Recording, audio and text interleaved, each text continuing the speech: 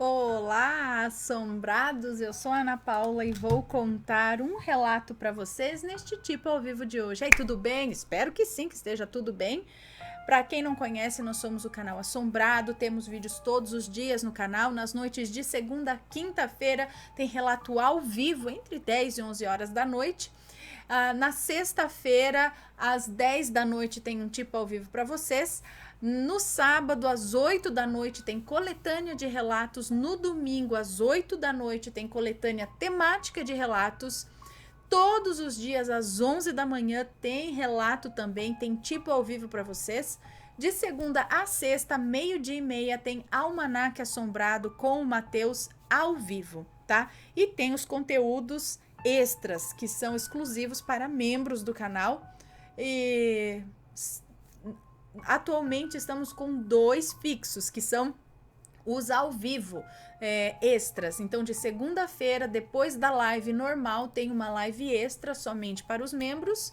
E na terça-feira, outra live extra apenas para membros, com os tais dos relatos proibidões, que são relatos com assuntos mais sensíveis que a gente não pode contar aqui abertamente, porque ele vai ter alguma coisa que o YouTube vai cortar, tá? Então a gente conta lá no Proibidão. E sempre a gente está procurando algum conteúdo aí que a gente libera, ou de dia a dia. Agora não sei se o Matheus vai começar a liberar os especiais proibidões aí, mas sempre está tendo alguma novidade, alguma coisa exclusiva aí para os membros do canal. Ok? E não se esqueçam de fazer uma visitinha também à nossa loja virtual, a lojaassombrada.com.br, ok? E vamos então começar com o relato de hoje. Deixa eu só abri-lo aqui. Vamos lá, esqueci de abrir. Tinha que abrir aqui. Já abriu. Bom, beleza.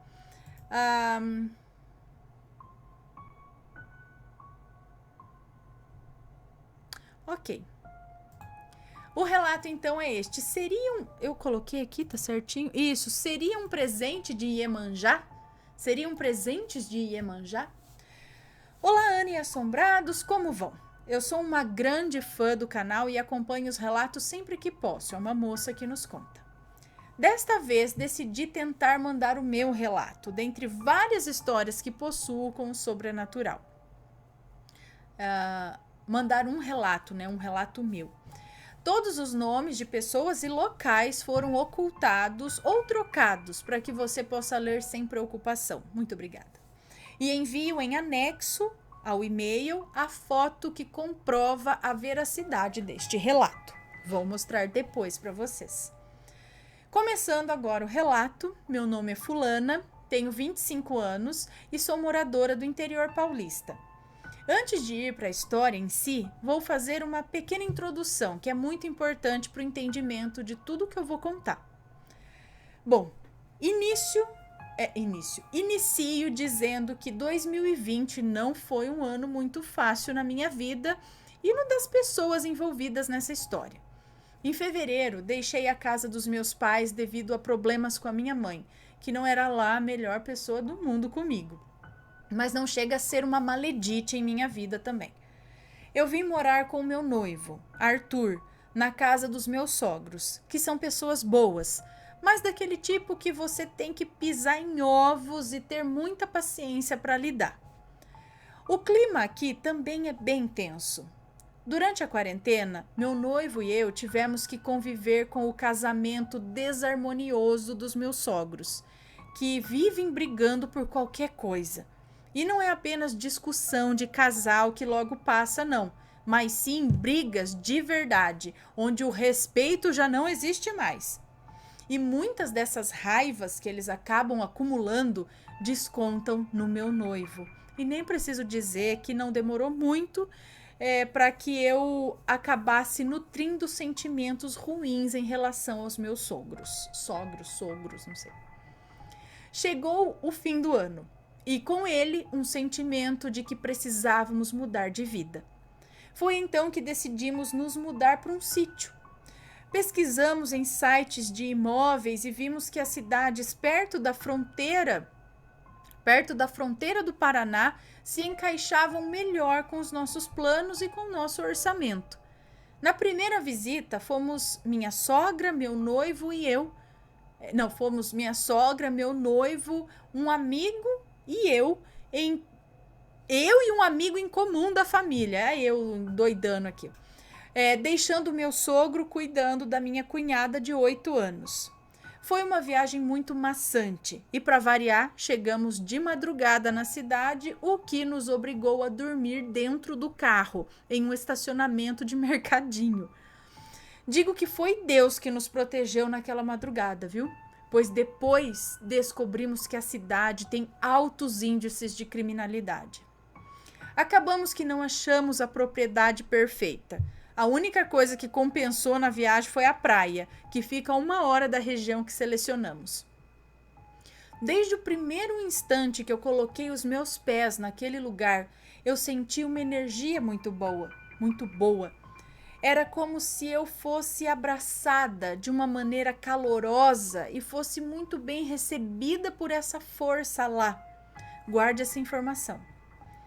1 mês se passou depois dessa viagem, mas mais propriedades na mesma região foram listadas pelo meu noivo e pelos meus sogros, e uma nova viagem foi planejada.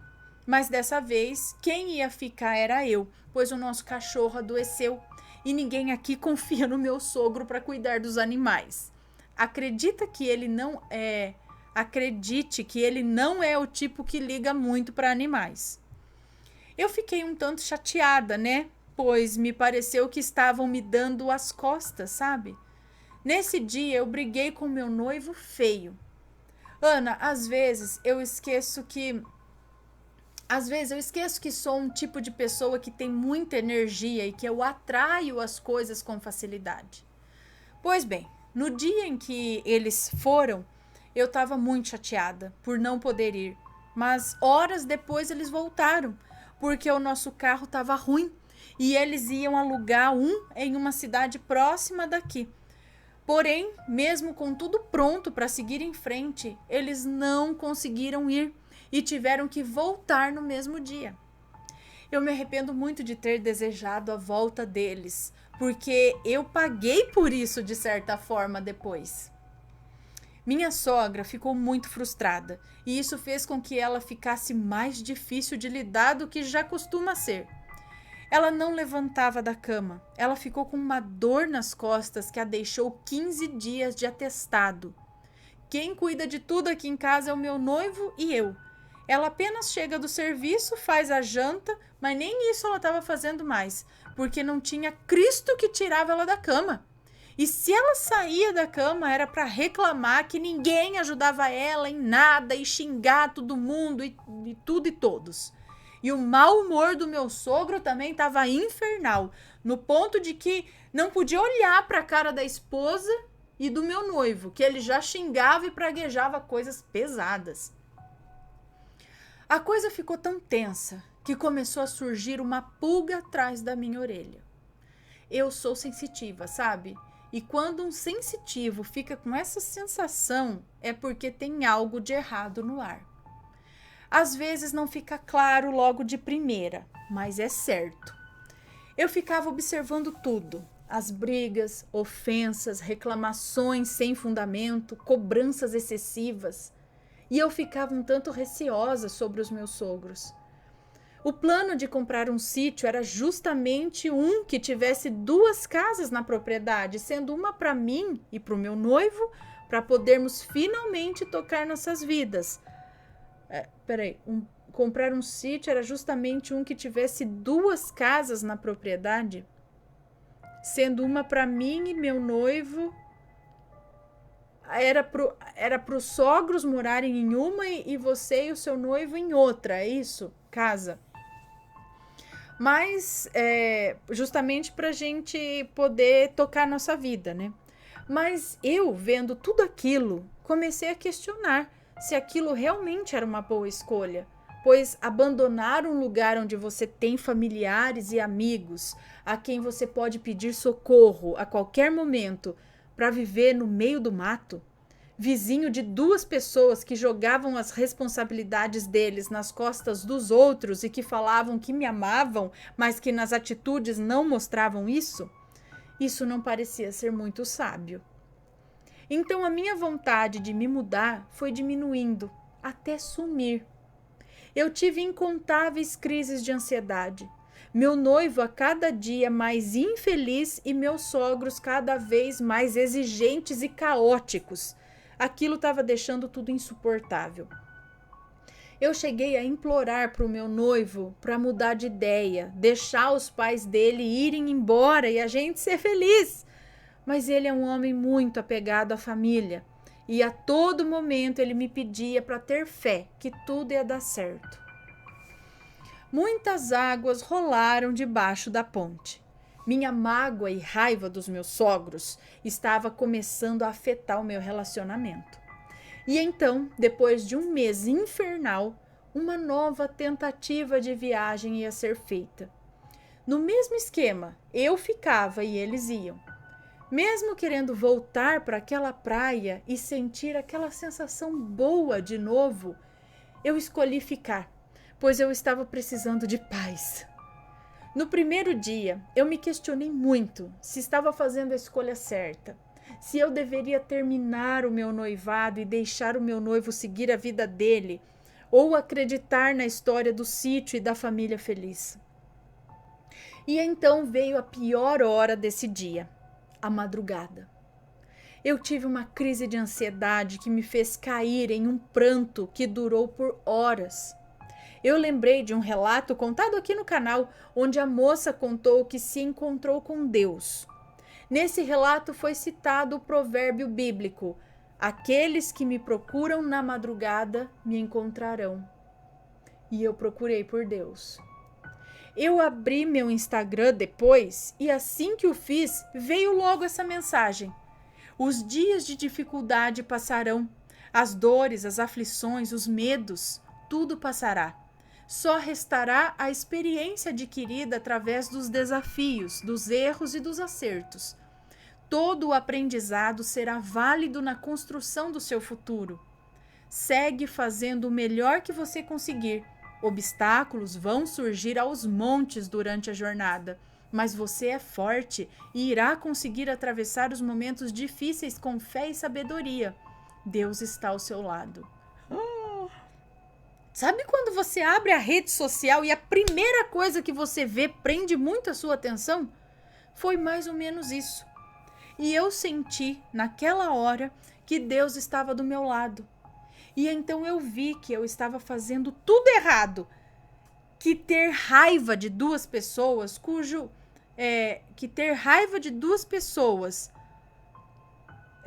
sendo que uma não consegue deitar a cabeça em paz no travesseiro porque tem tanta raiva de tudo, e a outra que pensa que não consegue fazer nada sem precisar da ajuda dos outros, isso não ia me acrescentar em nada.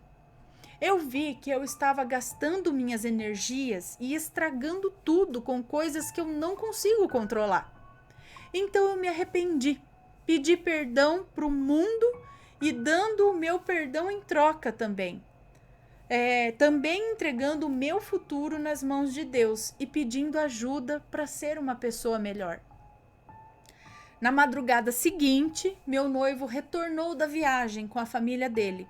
E então chega a parte do relato que me deixou arrepiada. Nós conversamos e eu contei a minha experiência para ele. Foi então que ele falou: olha, amor, essa madrugada eu também tive uma crise de ansiedade terrível. Eu pensei se eu estava fazendo a coisa certa, se estava te tirando do convívio de pessoas as quais você ama para levá-la para um lugar horrível, e comecei a chorar. No dia seguinte, eu fui na praia e encontrei essas coisas que vieram todas emboladas diretamente aos meus pés. Eu as peguei e quando olhei para o mar estava todo cheio de pétalas brancas. Nesse momento, a minha tristeza passou e a viagem mudou da água para o vinho. Nesse momento, Ana, ele tirou vários colares da bolsa que ele levou. O lugar onde ele encontrou era aquela praia que eu tanto citei nesse relato, que eu me senti bem, que fui acolhida ali. E não eram qualquer tipo de colar, não. Eram daqueles que os turistas... Não era qualquer tipo de colar que os turistas perdem na praia. Eram, assim, colares com pedrarias, bijuterias caras que você não encontra em qualquer lojinha. Eu me arrepiei toda e comecei a chorar, pois senti que ali era um sinal que tudo iria mudar. Depois eu pesquisei na internet e vi que aqueles colares e as pétalas no mar eram oferendas para Iemanjá. Então eu penso, seria então esse um sinal dela de que eu posso ficar em paz, que ela estaria me abençoando? Pois, por mais estranho que possa parecer, eu sempre tive muita sincronia com tudo que tem água e eu amo o mar. Eu me sinto como se eu pertencesse a ele de alguma forma e que a água é uma parte importante de mim. Espero que você goste do meu relato e desejo muitas energias boas para você, sua família e o canal. Um beijo para todos os assombrados. Muito obrigada, um beijo para você. E aqui eu vou mostrar a foto que ela enviou desses colares que o noivo dela encontrou na verdade, que veio tudo embolado numa onda e chegou e parou aos pés dele. Foram esses os colares, que chegou tudo embolado e depois desembolou tudo, né? Que a gente pode ver que tem o prateado, muito aí o azul presente, acho que representando Iemanjá, representando o mar, pérolas, essas coisas que são oferendas, eram oferendas provavelmente que alguém jogou ao mar para Iemanjá, mas ele sentiu como se ela entregasse aquilo a ele, ou a eles, dizendo que algo vai ficar tudo bem, é um presente para você, sei lá, algo assim, né? Bom, se já aconteceu algo parecido, se vocês querem comentar algo sempre com respeito sobre este relato, deixe aqui seu comentário ou mande a sua história pra gente. Ok? Espero que tenham gostado. Beijo para vocês e a gente se vê no próximo relato. Fui!